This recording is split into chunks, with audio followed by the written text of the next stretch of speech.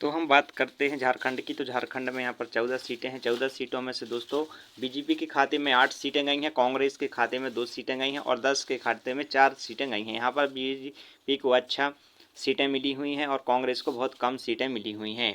बात हम फिर करते हैं उड़ीसा की। तो उड़ीसा में टोटल कितनी 21 सीटें हैं। उड़ीसा में कितनी 21 सीटें हैं। 21 सीटों में से बीजेपी के पास 19 सीटें गई हैं और कांग्रेस के पास 1 सीट गई है और अदर्स के पास यहाँ पर कोई खाता नहीं खुला है, पर कांग्रेस को यहाँ पर 1 ही सीट मिल पाई है। यदि हम बात करते हैं तेलंगाना की, तो तेलंगाना में दोस्तों 17 सीटें हैं। कितनी सीटें हैं? 17 सीटें हैं और बीजेपी को यहाँ पर 8 सीटें मिली हुई हैं। कितनी? 8 और 8 यहाँ पर मिली हैं कांग्रेस को। तो तेलंगाना में यहाँ पर 50-50 कांग्रेस बीजेपी हुई है और अदर्स को यहाँ पर 1 सीट मिली हुई है। तो यहाँ पर दोनों ने एक सा जीत हासिल की है। और बात हम करते हैं केरल की। तो केरल में यहाँ पर टोटल 20 सीटें हैं। यहाँ पर बीजेपी को 1 सीट मिल पाई है। केरल में से 20 सीटों में से बीजेपी को मात्र 1 सीट मिल पाई है और यहाँ पर कांग्रेस का खाता नहीं खुला है केरल में और अदर्स को यहाँ पर 1 सीट मिल पाई है। और यहाँ की क्षेत्रीय पार्टी जो कि यूडीएफ है, इसके लिए 18 सीटें मिल पाई हैं। तो केरल में यहाँ पर दोस्तों बीजेपी अपना खाता खोलने में सफल हुई और यहाँ पर उनको 1 वोट मतलब 1 सीट मिल गई।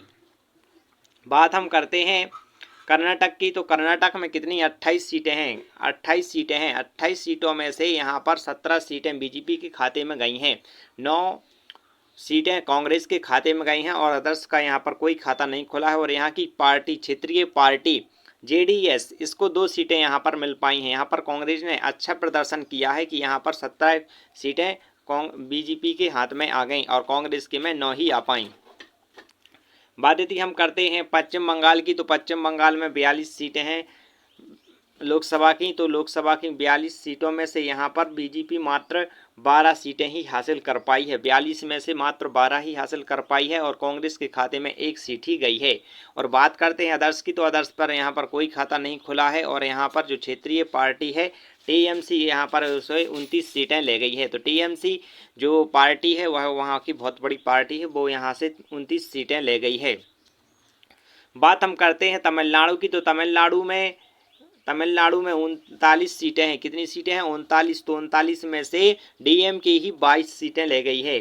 डीएमके 22 सीटें ले गई है और बीजेपी का यहाँ पर कोई खाता नहीं खुला है तमिलनाडु में। और कांग्रेस यहाँ पर 9 सीटें ले गई है और 10 को यहाँ पर 8 सीटें मिली हुई हैं। तो यहाँ पर बीजेपी का कोई खाता नहीं खुला है। बात हम करते हैं हरियाणा की। तो हरियाणा में 10 सीटें हैं। 10 सीटों में से 5 सीटें बीजेपी और 5 सीटें कांग्रेस। यहाँ पर बीजेपी और कांग्रेस का 50-50 हुआ है, अदर्स का कोई खाता नहीं खुला है। टोटल बात करते हैं तो 543 सीटें हैं पूरे भारत में, जिसमें से 10 ही हरियाणा में हैं। 10 में से 5 बीजेपी और 5 कांग्रेस ले गई है। असम की बात करते हैं तो असम में 14 सीटें हैं। कितनी सीटें हैं? 14 सीटें हैं। तो 14 सीटें में से 9 सीटें ही बीजेपी ले गई है। 14 सीटों में से 9 सीटें बीजेपी ले गई है और क्या 3 सीटें कांग्रेस ले गई है। 3 सीटें कांग्रेस ले गई हैं और अदर्स को यहाँ पर 2 सीटें गई हैं। और हम बात करते हैं छत्तीसगढ़ की। तो छत्तीसगढ़ में टोटल 11 सीटें हैं। 11 सीटें छत्तीसगढ़ में। इस बार क्या हुआ है, बीजेपी 10 सीटें ले गई है और कांग्रेस मात्र 1 सीट पर ही विजय हासिल कर पाई है और अदर्स का यहाँ पर कोई खाता नहीं खुला है। उत्तराखंड की बात की जाए तो उत्तराखंड में 5 सीटें हैं। मात्र 5 सीटों पर ही बीजेपी ने अपना कब्जा कर लिया है। कांग्रेस को यहाँ से भगा दिया है और अदर्स को भी यहाँ से भगा दिया है। मात्र बीजेपी ही उत्तराखंड में राज करेगी। तो बीजेपी यहाँ पर फुल बहुमत से विजय हुई है। कहाँ पर? उत्तराखंड में। और यहाँ पर कांग्रेस का कोई भी खाता नहीं खुला है उत्तराखंड में। यदि हम बात करें झारखंड की। तो झारखंड में दोस्तों कितनी 14 सीटें हैं। 14 सीटें हैं झारखंड में 543 में। तो 14 सीटों में से बीजेपी मात्र 8 सीटें ही ला पाई है और कांग्रेस तो 2 ही सीटें ला पाई और अदर्स यहाँ पर 1 सीट ले पाया है। और यहाँ पर जो 3 बची हुई सीटें हैं वो जेएमजे यहाँ की क्षेत्रीय पार्टी ले गई। तो 14 सीटों में से बीजेपी झारखंड में 8 सीटें ही कवर कर पाई। आपको क्या लगता है, राहुल गांधी अपना और गठबंधन बना पाएंगे? जल्दी कमेंट बॉक्स में जरूर लिखें, क्या राहुल गांधी प्रधानमंत्री बन पाएंगे?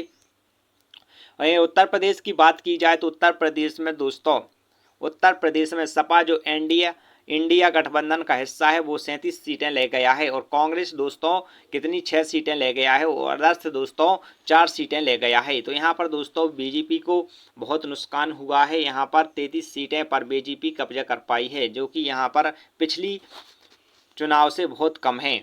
बात हम करते हैं बिहार की, तो बिहार में टोटल 40 सीटें हैं। बिहार में टोटल 40 सीटें हैं लोकसभा की। तो यहाँ पर दोस्तों जो वहाँ की क्षेत्रीय पार्टी है जेडीयू, वो 12 सीटें ले गई है और बीजेपी ने इस बार बिहार में अच्छा कवर किया है, 12 सीटें ही प्राप्त कर पाया है। लेकिन कांग्रेस यहाँ पर दोस्तों मात्र 3 सीटें कर पाया है और अदर 8 सीटें कवर कर ली हैं।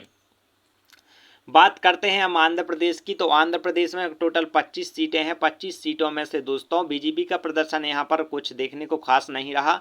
यहाँ पर क्या प्रदर्शन में दोस्तों बीजेपी मात्र 3 सीटें ही हासिल कर पाई। यहाँ पर कांग्रेस का कोई खाता नहीं खुला, अदर्स के पास 2 गई। और वहाँ की जो क्षेत्रीय पार्टी है टीडीएस, वो यहाँ पर 16 सीटें ले गई और यहाँ की वाईएसआरसीपी है वो 4 सीटें ले गई। तो यहाँ पर दोस्तों कांग्रेस के लिए आंध्र प्रदेश से अच्छी खबर नहीं आई है। बात करते हैं हम गुजरात से, तो गुजरात में दोस्तों कितनी 26 सीटें हैं। 26 सीटों में से बीजेपी मात्र पूरी 25 सीटें ले गई है। गुजरात में से मात्र 1 सीट ही पर कांग्रेस जीत पाई है, मात्र 1 सीट पर कांग्रेस जीत पाई है, अदर्स यहाँ पर 0 है। इसके बाद में हम बात करते हैं मध्य प्रदेश की, तो मध्य प्रदेश का दोस्तों हाल ये रहा कि बीजेपी पूरी 29 की 29 सीटें ले गई, क्योंकि मध्य प्रदेश में 29 सीटें हैं और 29 सीटों पर ही बीजेपी ने अपना कब्जा कर लिया और कांग्रेस को यहां से भगा दिया।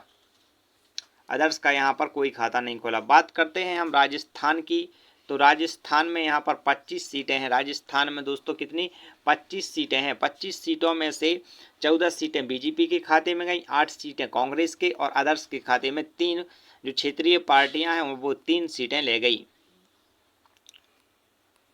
बात हम करते हैं दिल्ली की, तो दिल्ली में क्या हुआ है। दिल्ली में टोटल 7 सीटें हैं। 7 सीटों में से बीजेपी पूरी 7 सीटों पर विजय हासिल की है और कांग्रेस यहाँ पर 0 है और अदर्स यहाँ पर 0 है। पंजाब की बात करेंगे, तो पंजाब में 13 सीटें हैं। तो 13 सीटों में से बीजेपी यहाँ पर एक भी सीट नहीं हासिल कर पाई है, जबकि कांग्रेस ने यहाँ अच्छा प्रदर्शन करते हुए 7 सीटों पर जीत हासिल की है और अदर्स जो क्षेत्रीय पार्टी हैं वो भी यहाँ से 6 सीटें ले गई। तो यहाँ पर बीजेपी का कोई खाता नहीं खुला है पंजाब में। और बात हम यदि करते हैं जम्मू कश्मीर की, तो जम्मू कश्मीर में 5 सीटें हैं। कितनी सीटें हैं? 5 सीटें हैं, जहां पर बीजेपी मात्र 5 में से 2 सीटों पर ही जीत हासिल कर पाई है और यहां पर कांग्रेस का कोई भी खाता नहीं खुला है और अदर्स यहां पर दोस्तों 3 जो क्षेत्रीय पार्टियां हैं जम्मू कश्मीर की वो 3 ले गए। ठीक है दोस्तों, वह 3 सीटें ले गए। और बात करते हैं हम हिमाचल प्रदेश की, तो हिमाचल प्रदेश में टोटल 4 ही सीटें हैं। मात्र 4 सीटों में से बीजेपी पूरी 4 की 4 सीटें जीत गई है और कांग्रेस यहां पर दोस्तों 0 है और अदर्स पार्टी भी यहां पर 0 है। तो कांग्रेस का हिमाचल प्रदेश में कोई खाता नहीं खुला। बात यदि हम करते हैं महाराष्ट्र की, तो महाराष्ट्र में दोस्तों 48 सीटें हैं। बहुत मुश्किल सीटें, 48 सीटें हैं। तो 48 सीटों में से 12 सीटें ही मात्र बीजेपी हासिल कर पाई है। कांग्रेस दोस्तों 11 सीटें हासिल कर पाई है और अदर्स 9 सीटें हासिल कर पाई है। यहाँ की जो क्षेत्रीय पार्टी SSUVT है वो 11 सीटें और SSC स्नाइड है वो 5 सीटें कवर कर पाई है। ये रही महाराष्ट्र की जानकारी। यहाँ पर बीजेपी का सब पार्टियों से अच्छा प्रदर्शन रहा। राहुल गांधी क्या सही में प्रधानमंत्री बनेंगे? अपनी राय देना ना भूलें। गोवा 2 सीटें, गोवा में मात्र 2 सीटें हैं। गोवा में कितनी सीटें हैं? 2 सीटें हैं। 2 सीटों में से बीजेपी 1 सीट ले पाई, कांग्रेस 1 सीट ले पाई। गोवा ने दोस्तों दोनों को 1-1 सीट प्रदान कर दी, यानी 50-50 कर दिया और अदर्स का यहाँ पर कोई खाता नहीं खोला। तो दोस्तों ये रही थी हमारी प्रदेशवार जानकारी। आपको पसंद आई तो वीडियो को लाइक करें और चैनल को सब्सक्राइब कर दीजिएगा।